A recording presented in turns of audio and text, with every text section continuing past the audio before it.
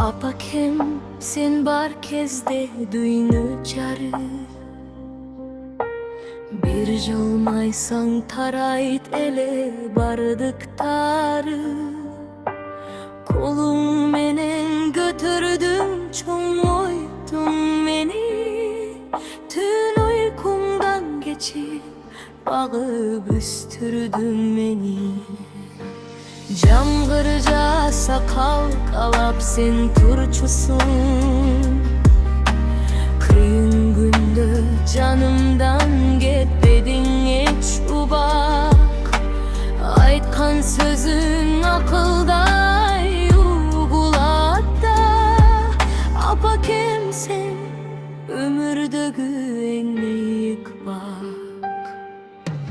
Apakem çürüdümdün cılısun, duban menen tüzölüp takdırımdın jolu. Bul düğünüde bar baylığım özünsün, apakem sen menen döbülük sorumsun. Kede sözüm tip geçse geçirgi, balamında barın bir de bilbem ben.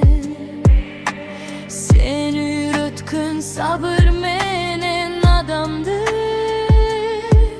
ömür boyu saktayım apakem bilgin sen. Eğer bir gün alыстap ketsem da,